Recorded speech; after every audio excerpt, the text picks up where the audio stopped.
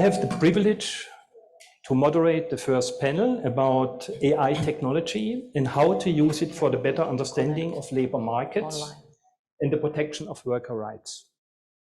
With me on the panel today are Ms. Cristina FERNÁNDEZ, the newly appointed Director of the Labor and Social Security Inspectorate in Spain, Ms. Seong from OECD, and her colleague, Stefano, who just recently have done a study on the application of AI in the public sector. Mr. Miguel ESCASSI from Google. He is the head of government affairs and public policy at Google, Spain and Portugal. He has more than 15 years of experience in digital transformations, strategic management and leadership.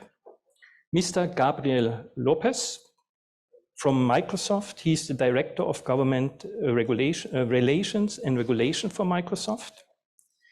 His professional career spans a lot of different stages, academic institutions, startups, and major technology companies. And last but not least, Mr. Jacek Saldan. He's the head of unit of the resources unit of ELA, and he has just recently done a POC with ChatGPT. And so we are looking forward to a very interesting discussion. So let's get started. Mr. Lopez, where do you see the main areas where AI is facilitating the day-to-day work in national administrations and business?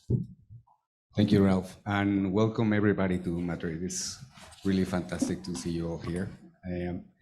Well, fantastic question. One of the key reflections that I had when we were discussing about this is the opportunity that lies in Europe. Not only technological companies such as Microsoft and other American companies have invested heavily in Europe, but also European companies. So there's a great opportunity now, because within the next 5 years in this continent, we will be hosting and resident in Europe most of the most advanced technology on AI. This means basically having opportunity to have access to new ways of working, to new developments. We need to also think about the supply chain that this type of technology requires. So there are plenty of opportunities, not only, let's say, on the application itself, but as well in the entire infrastructure ecosystem. So when we were discussing how we can actually foster the proper and responsible adoption of this technology, well, we need to actually leverage on what we have done in the past 5 years as public and private sector. Many entities have already invested quite a lot in the development of digital skills. So now we will see that those investments that have been done by both private and public sector will be concreted in more, let's say, less consumption of AI or digital products, and more productions of applications and solutions for the continent. Thanks a lot. Seong, what would you like to add? Thank you. As Gabriel mentioned that a lot of investments are already went in both public and then private sector. At the OECD, we conduct a measurement work across the OECD member countries, which is called Digital Government Index. It was just published this Tuesday, so if you're interested, you can take a look on the OECD website. But within the index, we measure proactiveness, and then under proactiveness, we specifically ask our member states where they use AI. We have found that majority of the member states, they use AI to improve their internal processes and also service delivery to their citizens. However, we found that less than 40% are using AI to make their policy making better. So for the improving internal processes, their use mainly focused on unburdening civil servants from manual work, and then also providing them with a clear career path, providing them targeted training the training on digital and also other skills needed for their tasks. For service delivery, we have noticed that it's mostly focused on smart assistants and government ChatGPT, where they use AI solutions to provide proactive services, informations, and also help citizens to navigate the dynamics of a public service. Plus, policymaking, compared to the other two, we haven't found many use cases. However, we noticed that many governments are using AI in budget management and also tax administration and welfare benefits. For instance, in Korea, they are analyzing a different data set to forecast any future pandemics to make sure that the government has the safeguard in place to minimize the risk and the potential danger to the public. Thanks. Miguel, if we talk about technical solutions and technologies, from your perspective, what would you see as the most relevant ones, and what are the biggest challenges you perceive? Well, thank you very much. So I think, let me start with a statement that we all share at Google, because we really believe that AI presents Europe and the European Union with an opportunity to really boost the European competitiveness in the world, but also to tackle some of the most important societal challenges that we have. And we believe that the ability that Europe has to innovate with artificial intelligence will define Europe's success in remaining competitive in the world. So that's a bold statement, but I think we need to make it a little bit more tangible in terms of what is the sizing of the opportunity. So our recent studies say that the European economy can be impacted positively by 1.2 trillion by 2030, and also that almost 30% of the hours of the workers can be, let's say, freed for more creative value-added tasks by 2030 as well. So we are talking about big impact over here. Just to give you the example of Spain, in a recent study we conducted, we know that more than 50% of Spanish workers are aware of the benefits of AI. This is actually bigger than what we see in the States. But it's also true that when we talk about adoption, we only see 12% of Spanish companies using AI today, and most of them, they are big companies. So we still have a long way to go to make this technology accessible and spread in all society. Also, when it comes to opportunities, we really see technologies enable 4 kind of opportunities. Number one is up-leveling specific skills. Number 2 is enhancing labor and the work and the tasks that we do today. Number 3 is creating new jobs opportunity. There are going to be new occupations. And finally, number 4 is about the democratization of higher paid jobs. So, of course, this is the benefit aspect of it. We also see at Google, we are very interested in the challenges that we are facing. We really understand that the skilling problem in Europe and in the world is a significant one. We understand some things, like for example, we need to invest in upskilling, reskilling of the workforce and citizens. We need to invest in AI literacy, but there are things that still remain to be tackled. In particular, when it comes to the digital divide and making sure everyone has the ability to actually prosper in the new era of labor, it's a significant one. So just very briefly in terms of what trends, technological trends we see. So that probably I would summarize it with 3. We believe that the costs of AI are decreasing, and this lowers barriers specifically for SMB to have access to AI. We also see that the effectiveness, the performance of systems is increasing. So for example, now we have the effectiveness of how we train machines, AI machines, has improved 95% over the last 5 years.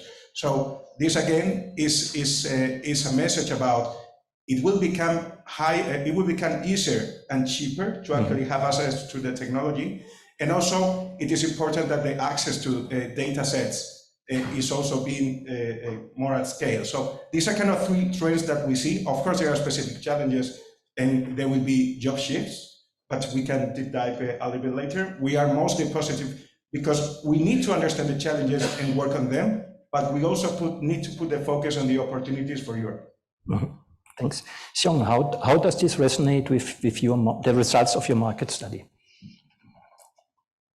So I need to focus on the public sector. And from the public sector's point of view, still governments are very much focused on using low risk solutions. And then for them, they need to understand the solutions before applying it to public internal processes or public services. So like I mentioned in my previous intervention, the natural language processing, smart system, these are the most common solutions are used. But here I would like to send two messages that we have noticed many governments are missing. So we have witnessed this when the government started talking about e-government, digital government. They wanted to have technologies. They wanted to use technology everywhere. But that's not the solution. Like, what do you want to achieve? What do you want to resolve? What's the purpose?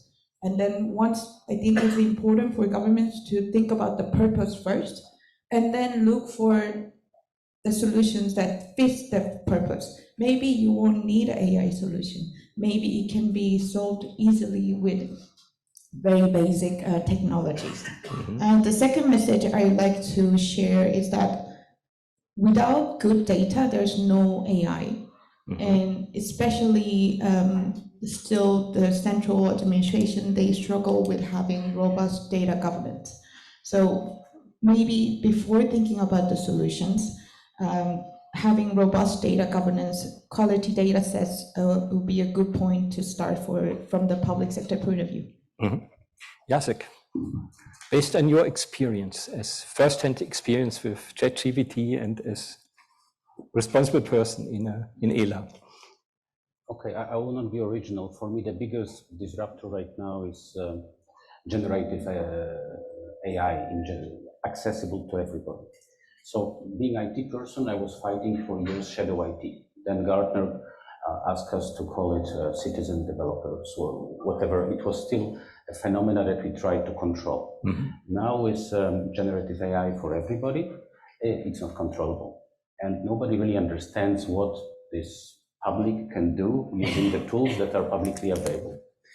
And it brings a lot of changes that will affect everybody. One is productivity that you mentioned. So there will be less people needed to do the same job. But the other thing that I believe will be happening is that there will be much less distance between entry-level worker, the newcomer, and the middle experienced worker. And therefore, the labor market may change. It will be easier for employer to let go of middle people and replace them. And it will be faster for somebody coming to become equally productive as a middle people. It will not affect the next step, which is from middle to experts, because this is not the characteristic of this technology. And the life will get complicated everywhere, but also very exciting. The people will come with the use cases that we haven't got idea. We know that AI can prepare offers, you can write code, you can create picture, and people will be using their own ideas, their own imagination to create the new use cases, which will be taking established businesses out of business. So I think we need to be prepared for this big disruption. And from the purely person responsible for HR, for instance, what if you get, advertise your job and you get 300 perfect CVs and with the 300 perfect motivations letter because they were all written by the same chatbot? How do you select to whom to talk? And so this is just my worry. I think it will be super exciting time, and we should prepare for it as also responsible for organizations that interaction will be different, that mobile workers will appear for different reasons, and they will be offering totally different skills than now. Thanks. Gabriel, from your perspective, how do you see the market trends? Thanks for the question. If I come back to the original comment that how long have we been discussing, and let's be honest, how long have we been discussing about progressing in digital skills for the citizens, progressing the adoption of technology? It's been already some time, no? And if I were to ask in this room, how many of you utilize AI? I would claim that on a citizen level, the adoption of AI, maybe unknown, it's around 100 or more % of adoption. Mm-hmm. The question that I have is how come there is so much difficulty in having this same path at the business level or at the public sector level? And of course, the reason is because of the type of values that we want to protect and the type of consequences that we want to avoid. Having said that, the reality is that we are already adopting this technology. So we need to do this right. Mm-hmm. And we need to provide the right paths for the adoption of this technology.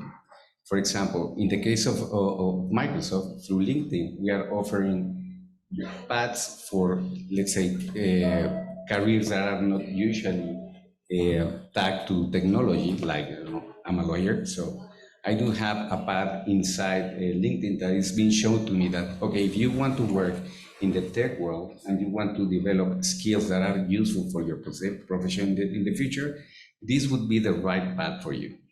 Similarly to many humanity type of professions.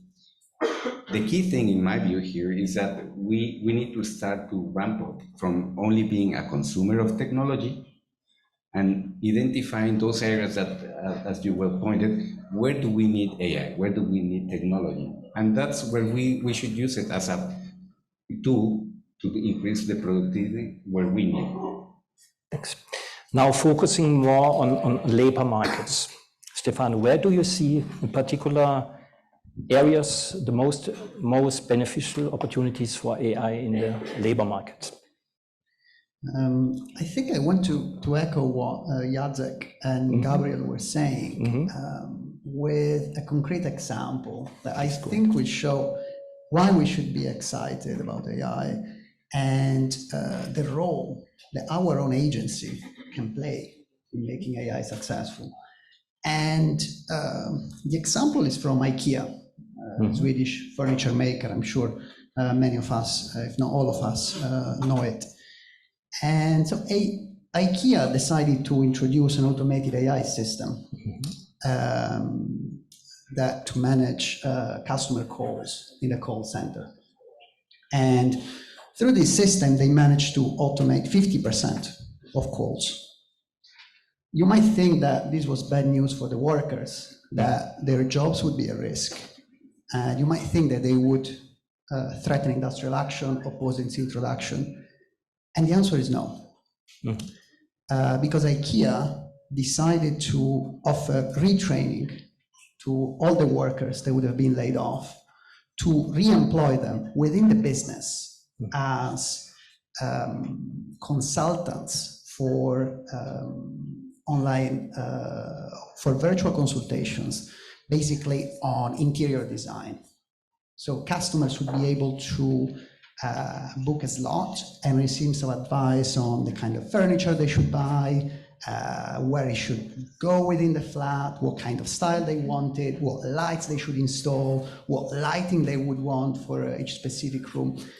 And so I think this shows us three things. Yes, AI can automate some tasks, also tasks that so far we thought would not be possible for technology to do, things that have to do with advice, with scheduling. But there is still some things that AI cannot do, and they have to do with complex problem solving, with things like negotiation, persuasion, empathy. And we have agency in this, and governments, trade unions, and social partners can actually work to ensure that workers develop and foster these skills. This then becomes really ironic because in a way, AI allows us to be more human and to focus on the things that probably define human, the social skills, the empathy, the ability to form bonds and to give people advice, which are some of the distinctive features of our species. Thanks. Miguel, looking at labor markets, what is your view on the biggest opportunities? So let me also try to provide some specific examples. And I think I mostly agree with the things that have been said. We have touched on specific things. It is true that there will be jobs opportunities, new jobs, but for whom? Who are going to be the ones? What are the new skills that are required? How we make sure that workers in SMBs as well are able to actually be able to use technology, generative AI, to do their tasks. For example, when I said that Spain is very positive thinking about AI, it is also true that the most positive thinking comes from people that are higher paid, higher educated, and also that have been using the technology for the last 12 months. But we need to make sure that we are not leaving no one behind. So this is a specific challenge. So I think in terms of a specific opportunity, so we see generative AI impacting all organizations, the private sector, but also the public sector. All levels of management, upward management, middle management. There will be kind of a more specific technology skills that are required. For example, data engineers, AI engineers. We see prompt engineer as a specific role that is actually coming. But we will need multidisciplinary workers on AI too. So for example, AI ethics responsible, AI controller. We know that AI is coming. We know that it will build a framework that will also enable new roles in organizations. And there will be kind of a significant impact of new jobs enabled by AI. But I think it's also about other sets of skills. So we talk about soft skills, and we believe this is actually the magic of generative AI and the shift, which is we free up more time to actually devote to the most human capabilities like creativity, like multidisciplinary problem solving, like critical thinking. These are the things that are going to be more significant and more human. So now we have an important opportunity over there. Let me also touch on a couple of things that I think related to the jobs opportunities. I mentioned the AI Act. And everyone has been involved in the last 3 years to make sure we have a balanced regulation that helps Europe to focus on the risk, but most importantly, to focus on the opportunities and create a dynamic, balanced framework. But we also have a milestone this year, which is the European elections. And I think it is very, very important to understand what is the new vision from Europe, how it is going to catch this opportunity, we cannot miss the train this time. How are we going to do it? How are we going to enable these opportunities? How are we going to catch them? So this particularly has, I think, a call for action from the public and private perspective. I think this is a problem, such a big problem that cannot be solved by one company or one government or even one region. I think private-public partnership here is key. Upskilling, reskilling our workforce and citizens is key. For example, at Google, we can be part of the solution. We have been for years working on closing the digital divide, 12 million Europeans trained with our programs, but it's not enough. We need to actually harmonize, join forces, and making sure that we make all people available this training, long life training opportunities. And the last thing, I think it's also important to say, as other industrial revolutions in history, there will be a change in the labor market. That's for sure.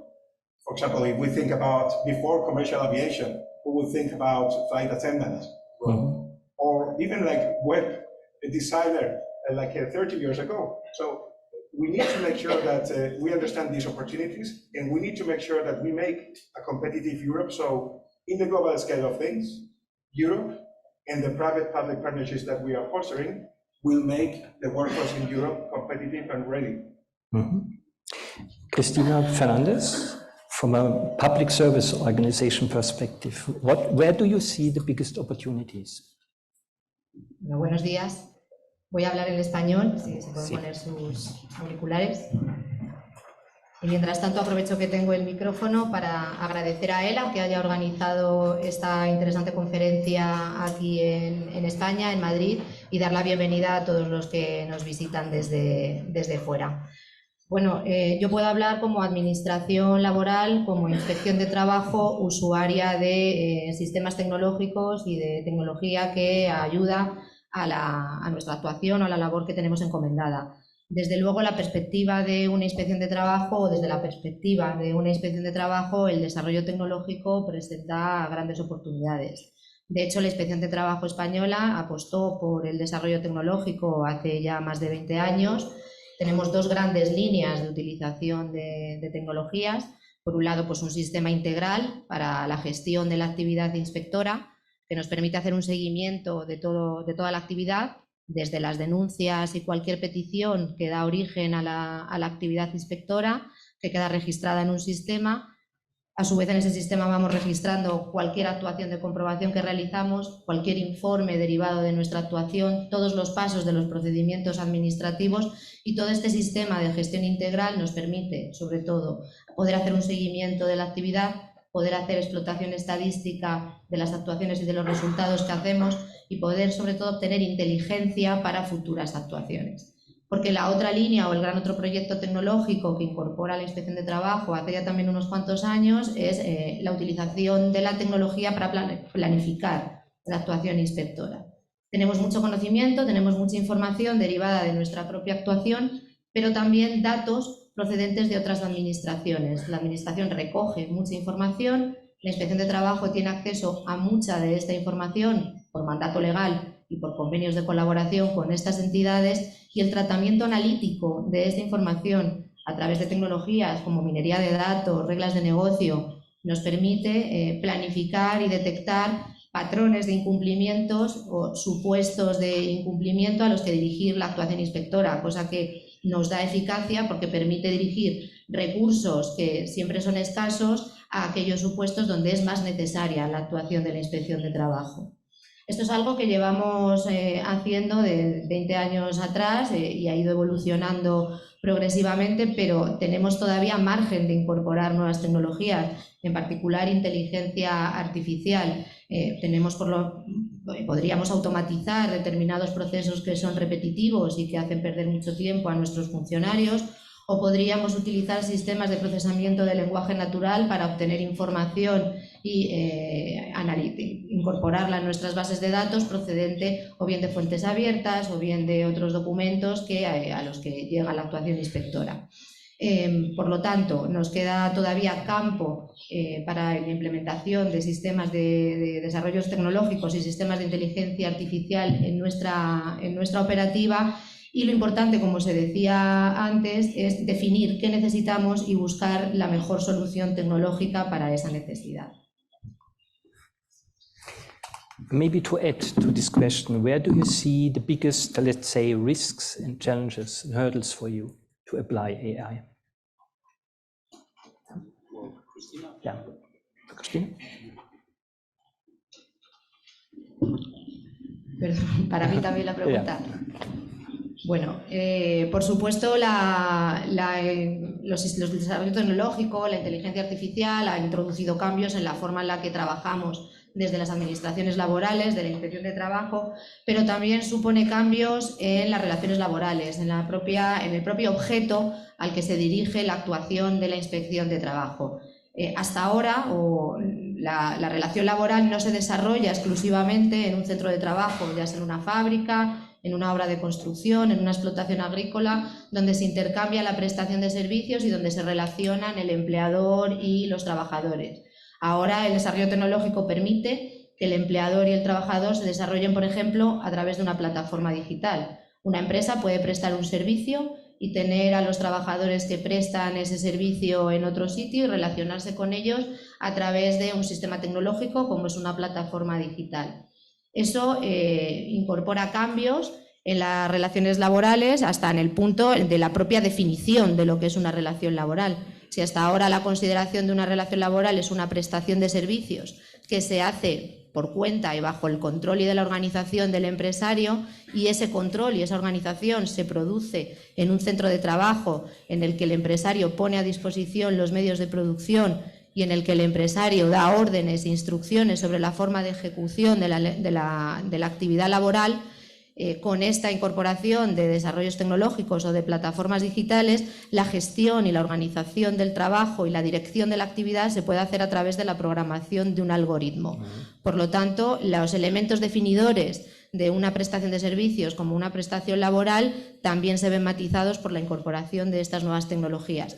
En el ordenamiento español esto se ha incorporado incluso en la propia legislación laboral a través de la que conocerán como la Ley Rider, que estableció esta definición específicamente para las plataformas que hacen trabajos de reparto.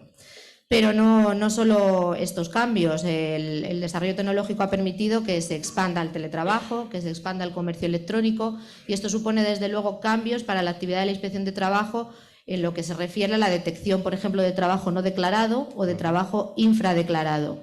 Para la detección de estas situaciones por parte de la inspección no valen los métodos tradicionales de actuación inspectora. Es necesario emplear otras metodologías de actuación, es necesario también que tengamos nuevos conocimientos, necesitamos seguir la huella digital del trabajo para identificar dónde hay trabajo no declarado o dónde hay un trabajo infradeclarado, y por lo tanto necesitamos adaptar nuestros medios de control, nuestras facultades de actuación e incorporar a la actuación inspectora nuevos perfiles con un conocimiento informático. Y esto, desde luego, donde va a traer mayores cambios, donde está trayendo mayores cambios, es en los desplazamientos de los trabajadores. Actualmente una empresa puede prestar un servicio instalada en un estado y tener a sus trabajadores en otro estado o en distintos estados. O una persona puede trabajar para una empresa desde otro país o desplazarse de país en país, llegando al extremo de los nómadas digitales. Y a todo esto, pues las administraciones tienen que prestar atención. Esto tiene que redefinir o va a definir cómo se regula la norma aplicable a un contrato de trabajo, cómo se define el sistema de seguridad social aplicable a estos trabajadores, y sobre todo lo que necesitaremos es mayor colaboración entre los distintos estados y entre las distintas administraciones. Thanks a lot. Gabriel, from a vendor perspective, if we talk about the challenges, hurdles and risks you see applying AI in the labor market. I think that the main risk that we need to observe, particularly from the labor perspective, is that technology is not the destiny. It's a medium, it's a tool to achieve something. So if we believe that through the adoption of technology, all problems will be sorted out, that is, I think, one of the main misconstrued that we can bring as a technology sector. That's why we believe that, for example, one of our conversations in our technology is having copilots that integrate the human interaction with our tools. Because again, it's basically a tool to achieve productivity. It's not just to find automatization everywhere, anytime. And one of the risks that particularly, for example, the AI Act that have been mentioned, has been looking at this. So when we interfere in high-risk scenarios, it's super important to have this understanding that human interaction is needed, is required, and it should be mandated in those scenarios. Again, that's why our view in productivity tools as Copilot makes sense, at least in our view. Jacek, based on your experience, first-hand experience, what did you perceive as challenges, hurdles to apply AI in ELA? I'm a techie by background, so I will start from the technical problem. Data was mentioned. So first of all, we need to be able to process the right data, which means in the context of ELA, for instance, data from many countries, and there are legislative problems how to get there. Second is bias in this data, If we want to offer jobs matching and we use historical data, there is probably historically women are getting certain types of jobs and we don't want to enforce it. So we have to have a this impact and many other biases also in all kinds of decisions on the labor market. Finally, public administrations are doing great things. Great solutions, we've seen them yesterday, but they're usually slow in implementation. In the technology speeding up like this, changing like this, there is a relevant question, build versus buy. If you build, you know what you build. You can explain it better in terms of AI Act and explainability that we may discuss later. On the other hand, you're slow. You're not catching up. And maybe the market will offer 1,000 solutions before you realize your plan for the solution that you had in mind. So I think this will be my worry in the near future. Now, switching to the impact of regulation, this explainability for me is a key point where human oversight is obviously one way of doing it, but also we need to understand which tools are no-go, which tools we should try to persuade somebody, and maybe common approach on this is a good idea. Now, coming to the chatbot that you mentioned, our little experiment, I think as a techie, I'm happy. Okay, the technology does work. So there was a bunch of expert documents written in expert language. I asked the chatbot, it gives me an answer which makes sense for experts. And they clapped their hands. But is this what we wanted? If we want this solution to be accessible for the construction worker or the truck driver, we haven't tested the expert language generated out of expert language is readable for them. And I think this is the whole art. You can define it as making the technology behave in the way that it will limit the accessibility barriers.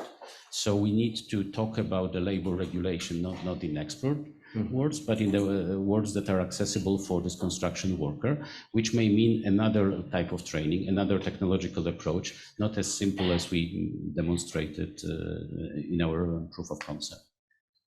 Thanks a lot. Maybe to all panelists, the same question. From your perspective, very shortly, what needs to be done from your perspective to promote AI applications in the labor market? Maybe, yes. Well, one thing that I mentioned is trust. So we don't know ourselves whether we trust technology. But to be successful on the labor market, we need to have a large society trusting that using this technology is helping them rather than targeting them, spying on them, or disabling certain options. So this is very important to not only think technology, but also think selling it, education, and somehow making sure that technology is there where it's needed, and a human is where it's needed as well. And this is a delicate balance. Then I am a bit afraid about how the AI Act will work in practice, because we don't know yet. It's clear that most of the processing operations that happen in the labor area may be qualified as high-risk systems.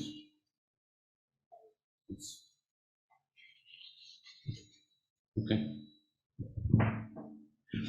And therefore, we'll have the common challenges with all the institutions represented here, how to explain. And yesterday we discussed that there are certain algorithms that, technically speaking, are not explainable.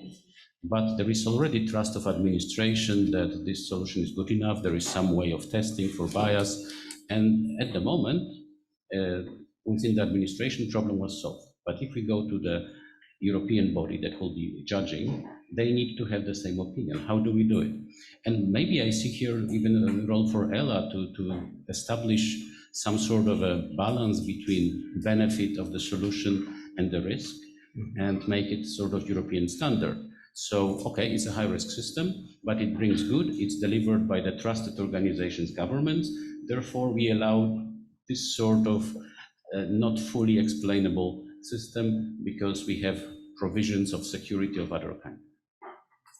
Cristina, FERNÁNDEZ. Gracias.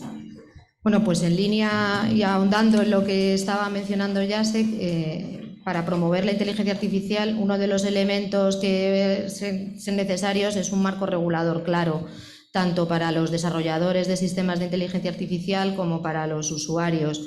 Y no solo basándonos en una ley de inteligencia artificial que recoja el uso o las características de los desarrollos y de los usos de estos sistemas, sino que cualquier normativa que pueda resultar afectada por esta inteligencia artificial contemple este uso de la inteligencia artificial. Y me refiero, la ley de protección de datos es aplicable para todos y cualquier sistema que utilice, que parta de la utilización o la recopilación de datos o de la explotación de esos datos tendrá que respetar la normativa de protección de datos. O cualquier equipo de trabajo que incorpore algún sistema de inteligencia artificial deberá respetar las normas de seguridad en máquinas y deberá respetar la normativa de seguridad y salud en la utilización del equipo.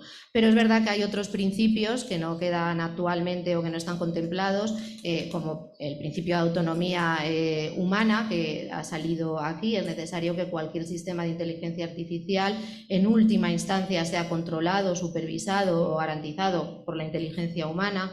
O el principio de transparencia. Tendremos que usar cualquier sistema de inteligencia artificial, tiene que ser transparente o debería tender a ser transparente en relación con su alimentación y en relación con la explicabilidad del algoritmo, de los algoritmos que utiliza. O por supuesto el respeto a los principios de no discriminación y al principio de igualdad. Hay que ser especialmente cuidadoso con la alimentación de los sistemas, evitando sesgos que puedan dar lugar después a situaciones discriminatorias. Se van incorporando en el ordenamiento laboral español, se han ido incorporando algunas píldoras sobre la utilización de inteligencia artificial. Recientemente se garantizó el derecho de las representaciones legales de los trabajadores en las empresas a conocer, en aquellos casos en los que las empresas acuden a algoritmos, pues conocer la explicación de esos algoritmos cuando afecten a sus condiciones de trabajo. O la Ley de Igualdad ha incorporado también una obligación para las administraciones públicas que incorporen sistemas de inteligencia artificial, que en esa utilización se analicen los posibles sesgos discriminatorios y se haga una evaluación del impacto. Pero en cualquier caso, bueno, pues es necesario ahondar en esa normativa y en cómo se va a hacer aplicación de esa normativa para dar confianza y para dar seguridad a los usuarios de estos sistemas. Miguel. I think this is a very interesting topic, and we from Google, we fully agree on what has been commented.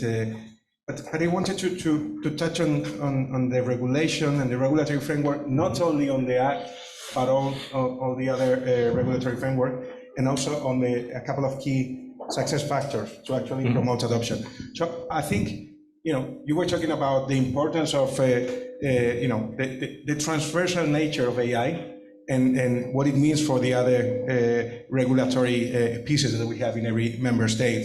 It is true, for example, it's not only about mandatory public obligation. I think companies, we also have a big role in terms of promoting ethics in AI and using them in a responsible way. For example, Google has been for 7 years developing and enforcing a responsible code of conduct. We call it responsible AI. 7 principles connected to this: no using algorithms that actually provoke bias, no developing applications that social scoring, for example, that foster discrimination, etc.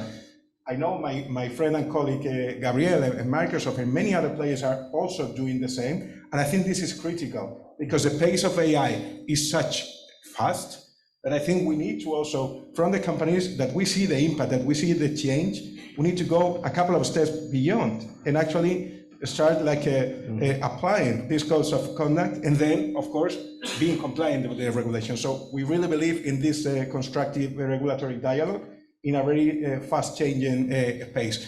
Then another aspect which I think is critical to promote adoption. By the way, adoption, we believe that AI and generative AI its diffusion and adoption is going to be faster than previous technologies. But history has showed that it's always slower than we think.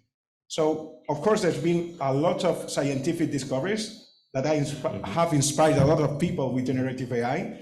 But the pace of how that translates into adoption and commercialization still to be seen, how fast we are advancing. So it will be slower than we probably we think, and we need to take care and do it at a responsible pace. But the third thing is we need to show the value. You were talking about how the administration is going to apply generative AI. There are specific sectors that we believe there's a high potential of adoption. Public sector is one, of course, but also education. Healthcare, you were talking here about how you enable the workers to actually devote to more human tasks. So take a radiologist. So probably if you automate some of the routine tasks, they will be able to spend more time with their patients, for example, no? Or take it, the fight against fraud or cyber threats. We're able to use generative AI as a tool for that. So, but we need to show the value. We need to show what we are achieving through the application of those. And I think this will connect to the trust, because we will see the tangible benefits and we will be able to apply it to a faster pace. Gabriel. Thank you, Miguel, for making us part of that journey in responsible AI, that is for sure. And of course, it's part of the conversation on the key thing is trust. That is for true. That is, of course, the underlying event for the real adoption of this technology. But we also need to come into an understanding as private and public sector. The technology is already there. Let me just be precise on one aspect that you mentioned. Generative AI is already there and you can already use it. It's already, let's say, being deployed in many enterprises, in many public sector scenarios. And the key thing is, where do we need to use this technology? Where it makes sense? And then you can start discussing about the level of adoption. One of the key aspects, and when we decide to take a step forward on, let's bring this together to the market, is let's put the right tools on skilling on this. So for example, again, through LinkedIn, we have actually a free course on generative AI, on how to actually work and develop generative AI tools. And again, it's just making this technology available to as many people as we can, because one of the key aspects here is that the next wave of innovation will be based on the technology that we are discussing right now. Think about electricity. Electricity was the baseline for all the innovations that came afterwards. One of the first buildings that was illuminated by electricity was actually in New York, the New York Times. And it's interesting because it is actually one of the most, let's say, emblematic buildings for information. And again, this will happen in the story again. So the tool is there. The key thing is where it makes sense to have this adoption, but we need to come to understanding that, hey, let's get this done together. Let's make it work for everybody. I think that the short answer is, to me, it's skills. So if I think about a lot of what has been said, trust, balance, explaining the technology, to me, it really comes to skills. And this is a multi-layer problem.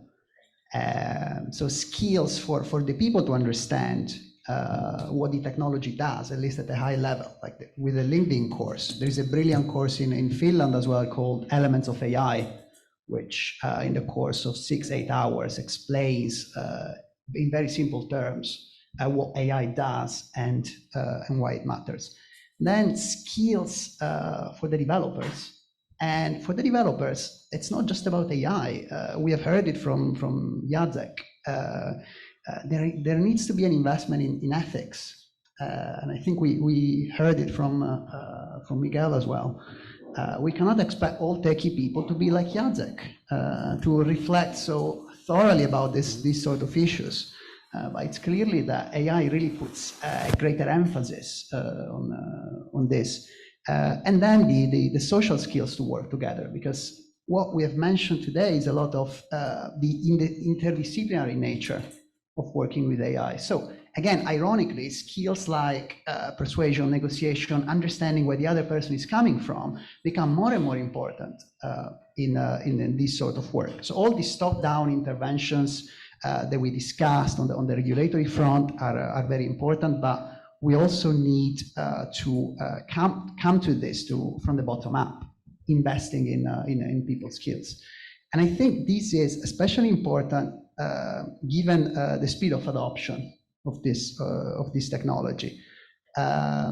So I think Miguel has made a very interesting point about the fact that we should not assume that the speed of adoption of AI will be very quick. And I want to bring an additional perspective on this. So AI, or a lot of the benefits of AI, are realized at a company or the organizational level. So we cannot just assume that the adoption would be as fast as that of the iPhone, which was a consumer-based technology. Organizations will need to get workers on board, and this requires time, this requires trust, and it also requires an investment in people's skills, which brings me back to my original point. Stefano left me at a really good point. So I won't repeat anything that was already said by my fellow panelists. I think for me, the important factor is communication. So how do you build the trust? How do you communicate AI-driven services, solutions are safe? How can you communicate that this won't take your jobs away? Because from the public sector point of view, government plays a different role when it comes to AI. They can be a regulator, they can be a developer, and then they can be a user. So government needs to understand when they speak about AI, there are different targeted users. You might be speaking to citizens, you might be speaking to private companies, you might be speaking to, let's say, minister. So if I want to convince my minister who doesn't know anything about AI, then I will need to communicate this differently to him. Because often when people don't have enough information, when they don't understand a concept fully, their first instinct is to say no and then be anxious, scared, and then it will stop the adoption of not just AI, just any policy, any technology. So I think from the public sector's point of view, they need to understand different targeted audience and then communicate this better, targeting their own needs. Now we open for questions. Are there any questions in the audience? Please.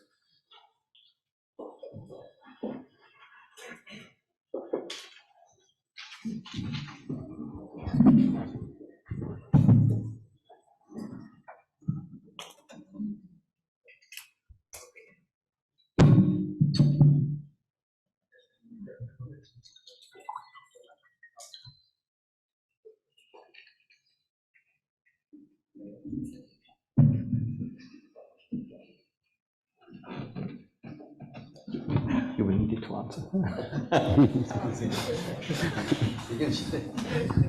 We can try. Buenos días. Sí. ¿Se me oye ahora? Sí. Bueno, voy a hablar en español. Buenos días. Soy Javier, soy el oficial de enlace de España en la Autoridad Laboral Europea. Y voy a preguntar algo que tiene que ver con la Autoridad Laboral Europea, como no puede ser de otra manera. Les han invitado para hablar de inteligencia artificial en el mercado de trabajo. Como seguro que ustedes saben, el objetivo de la Autoridad Laboral Europea es realmente claro. ayudar, asistir a la Comisión Europea y a los Estados miembros para que la movilidad europea y el establecimiento de empresas en Europa sea justa. Ese es el objetivo. Claro, pero complicado. Esa movilidad es desplazamiento y libertad de circulación. Ustedes han hablado de la inteligencia artificial en el mercado de trabajo y han tocado, bueno, pues nuevos trabajos, la necesidad de nuevos, de transformación de capacidades, de formación. También la utilización para control es importante para las instituciones públicas. También ver en el futuro cómo se puede aplicar para mejorar todos los procesos productivos. Hay novedades en todos los sentidos. En fin, han tocado estos temas de manera general, de manera muy interesante, a mi entender. Pero mi pregunta tiene que ver con el objetivo de ELA. ¿Han reflexionado ustedes, han pensado ustedes, tienen alguna idea o se les ocurre alguna idea en concreto? Ya se han sugerido algunas por parte de Jacek y de Cristina y de alguno de ustedes también. ¿Cómo puede ayudar la inteligencia artificial a que la movilidad de los trabajadores sea justa en Europa? ¿Cómo puede ayudar? Teniendo en cuenta que esa movilidad es libertad de circulación, difícil de abordar, y desplazamientos, que tiene ya, digamos, unos controles administrativos más específicos. Y hay un nuevo, digamos, elemento que se está discutiendo en ELA y en Europa, que son los nacionales de terceros países en el mercado de trabajo europeo. La pregunta concreta, ¿cómo puede ayudar la inteligencia artificial a que la movilidad de los trabajadores y el establecimiento de las empresas sea justa en Europa? Gracias. So maybe I can start, and then Cristina could add something. I'm sorry, my Spanish is not good enough, so I will speak in English. So I will reply to this question starting from the barriers. So why is it that a worker does not decide to move? And let's think about three. So the first one is it might be difficult to find a job. The second one is it's costly to move. It's complicated. The third one is I don't want to leave my community behind. So the social side of things. And there is some academic evidence suggesting that the second and the third are more important, but let's not get into that. Let's think about what AI can do. So I think AI can help with the first two. I'm not sure it can help with the third, with this social element. Not yet, at least. So on the first, and we will hear about this, I guess, in the next session, what AI applications can do is make the process of finding a job and applying for a job a bit easier. Of course, there are issues. Jacek mentioned them. What happens if I receive 300 identical cover letters? But AI still has the potential of making this process, both for companies and for workers, a bit simpler by reducing the administrative workload. And I think ELA could play a role in not really sure what can work from a legislative standpoint, but there is definitely a role for ELA in trying to make this process and the use of AI as relevant as possible for this first barrier. The second one, it's about giving information. AI can help to give information to workers, I think, and to give some additional resources to make this process of moving from one place to another as simple as possible. So I'm thinking simplify procedures to open a bank account, easier to find a flat, because I have a virtual AI assistant that helps me. Perhaps Jacek's chatbot could become at some point a chatbot that helps the worker to actually take this step. So very concrete actions for ELA here. One final point, teleworking, which Cristina, I think, mentioned earlier. So perhaps some workers will not need to move at all, they would be able to engage more easy in remote working. And I mean, the state of technology is already quite good in that sense, but AI can accelerate the adoption of teleworking by making it even easier. Think about applications that make it easier to brainstorm, to schedule appointments, to summarize information, some sort of extensions to softwares that are currently used to communicate, applications that might reduce the need for just reaching out to the colleague in the office and say, hey, how do we solve this problem? So perhaps, I don't know, it's difficult to exactly understand how big the contribution, the direct contribution of AI to stimulating teleworking could be, but there is also a link there that I think we should acknowledge and try to make sense of.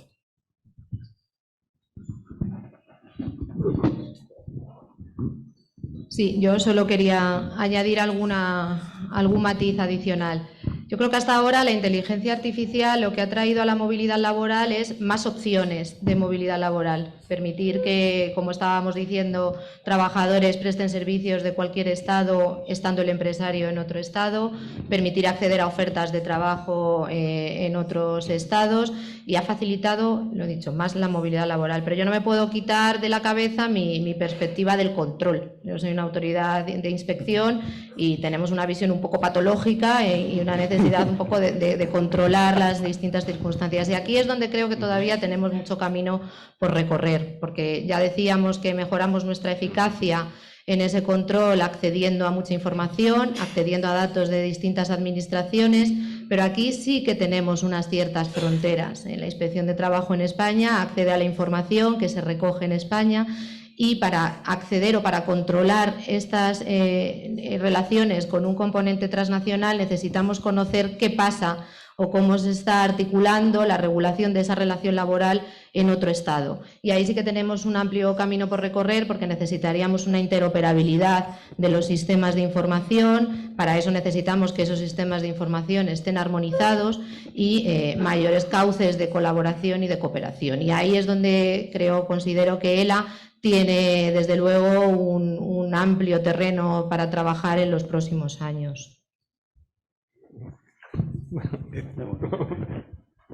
Well, I can just quickly add the chatbot that was mentioned here would work better for a mobile worker. It would be if it would be more personalized, and that's the general statement. We can have many examples, but what it means, it will be more difficult to implement from all this regulatory perspective.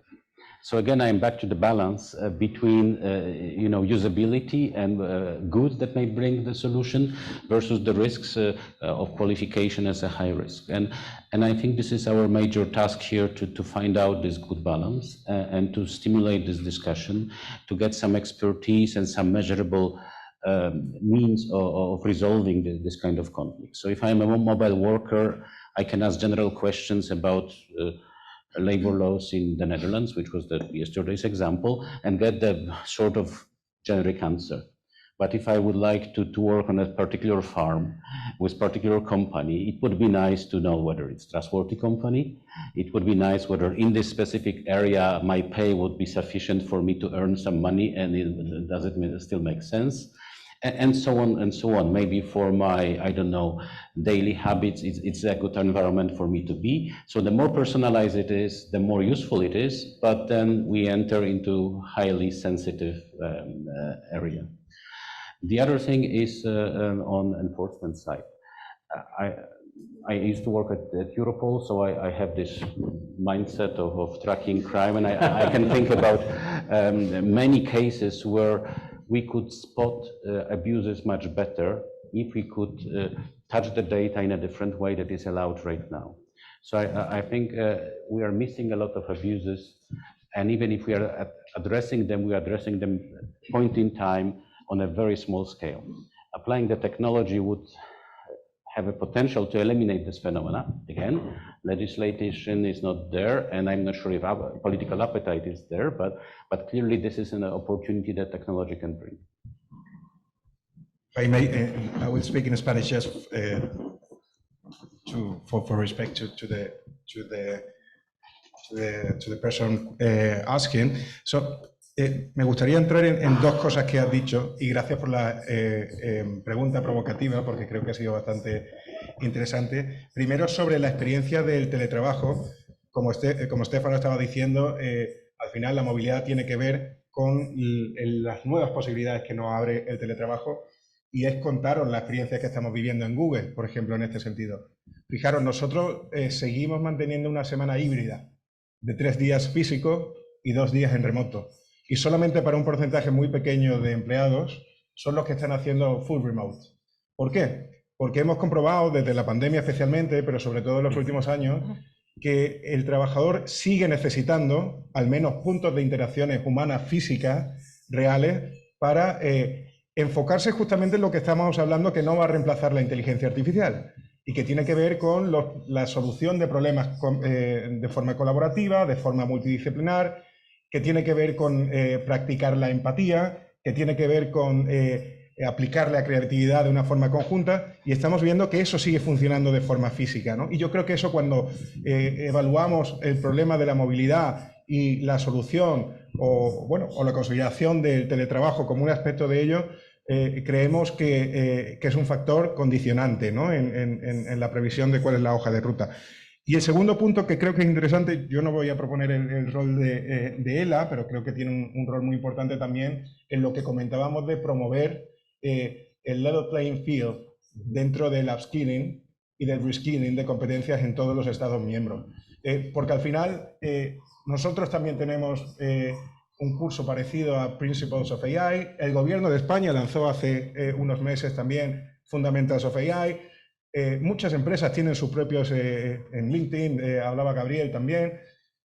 Creo que hay muchas iniciativas fragmentadas y lo que probablemente para conseguir una solución a escala que llegue no solamente al app management, sino a todos los trabajadores, también a sectores que va esa adopción más lenta, tiene que ver justamente con la armonización de esos estándares, con la promoción de esos trainings a lo largo de la vida en toda Europa, ¿no? Y quizás no solamente ELA, pero las distintas organismos y sobre todo en esa nueva visión de Europa después de las elecciones, creo que es muy necesario que esto se tome como prioridad, que todos podamos colaborar para que haya un empujón a escala en el reskilling, en las competencias digitales y en particular de la inteligencia artificial generativa, ¿no? Es nuestra posición y ojalá podamos participar en ello. Gracias. Bianca Cuciniello, UIL, Unione Italiana del Lavoro, una delle 3 confederazioni sindacali italiane, e presidente del gruppo di lavoro delle multinazionali del TUAC presso l'OCSE. Inoltre sono una progettista informatica, ho scritto e sviluppato algoritmi, per cui sono una fautrice dell'innovazione tecnologica al servizio della società e delle persone. E credo che l'approccio antropocentrico, etico, basato sulla classificazione dei rischi dell'AI Act vada in questa direzione, perché possa aiutare tutti i player, tutti gli attori a individuare quelle che sono le criticità e a far meglio comprendere quelli che sono le opportunità che l'innovazione tecnologica può fornire alla società. Auspico anche che la direttiva sul lavoro in piattaforma trovi una soluzione che sia vincente per l'Europa, soprattutto per la gestione algoritmica, perché al momento ci sono forti opposizioni su questa direttiva. Dobbiamo pensare a un'Europa che insieme al regolamento generale per la protezione dei dati si pone come faro sullo scenario internazionale per poter gestire queste sfide. E la mia domanda è sulle competenze. Perché naturalmente quando parliamo di riconversione, riqualificazione dei lavoratori, lo facciamo in un'ottica dove le società sono delle aziende socialmente responsabili. Molte volte noi dobbiamo spingere queste aziende sul campo della responsabilità sociale. Anche in Ikea è stato fatto un accordo per trovare una ricollocazione dei lavoratori. Però se pensiamo alla dichiarazione che è stata fatta la settimana scorsa dal presidente del Fondo Monetario Internazionale a Davos, dove ha detto che il 60% dei lavoratori saranno impattati dagli effetti della intelligenza artificiale. Io mi chiedo e chiedo a voi, quanto di questi 60% dei lavoratori sono riqualificabili, perché non tutte le attività sono riqualificabili, e quindi quanti di questi non avranno una ricollocazione nel mercato attivo del lavoro. E tra quelli riqualificabili noi parliamo solo di mercato attivo del lavoro, quindi vuol dire che nel futuro il mercato non attivo del lavoro non avrà la possibilità di fare quel passo per andare nel mercato attivo. Quindi anche questo deve essere un qualcosa che ci deve guidare quando facciamo le scelte. Per quanto riguarda gli skill, le competenze richieste, sono anni, ormai sono 20 anni che seguo questa tematica, e vedo che gli skill sono sostanzialmente soft skill e hard skill, e non sono cambiati nel corso degli anni. Quindi quanto è ipotizzabile pensare che nel futuro ci sia un esercito di esperti di cyber security, di data scientist, di gestori di cloud, perché alla fine se l'intelligenza artificiale e l'innovazione tecnologica diventa sempre più complessa ed efficienta di più le aziende, perché naturalmente le aziende sono attratte da queste soluzioni per risparmiare sui costi strutturali. E quindi mi chiedo, qual è questo scenario che si prospetta davanti a noi? Grazie.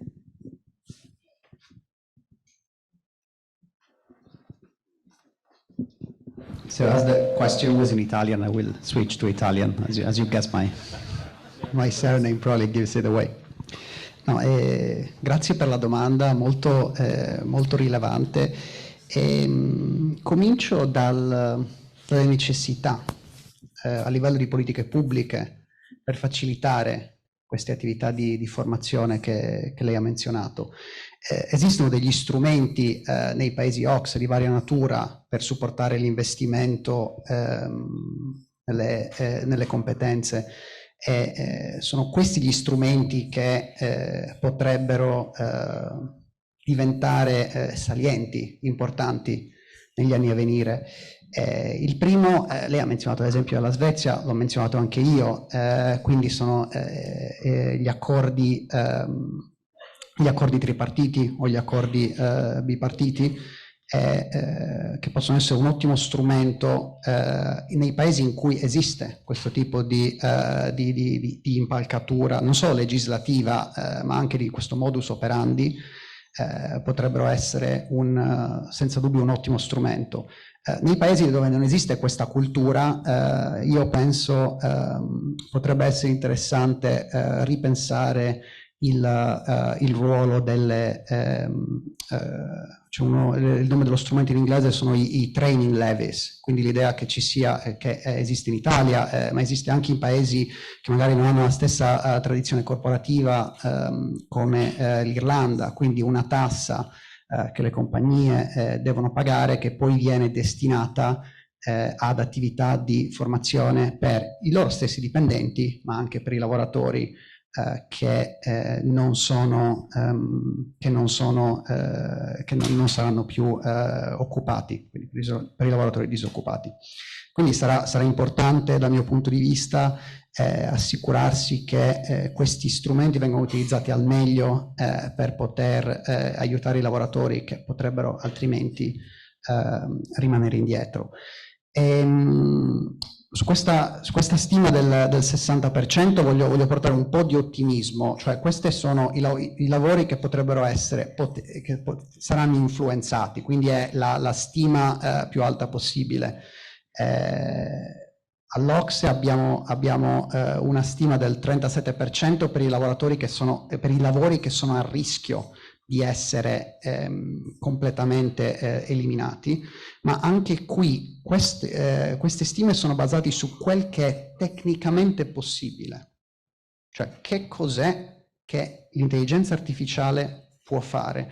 Poi esistono, da questo numero molto elevato, esistono poi delle barriere di vario tipo, delle barriere legislative, delle barriere economiche, cioè il costo di questa automazione, e poi delle barriere di tipo politico.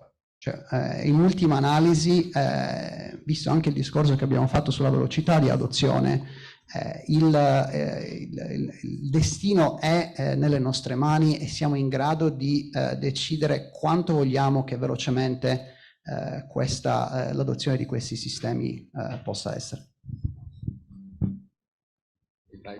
If I may jump quickly on this one, appreciate the question, and I hope that I catch it through the translator. Indeed, there's going to be a huge impact in the labor market, so it's not something that we don't reckon, and we try to work on this.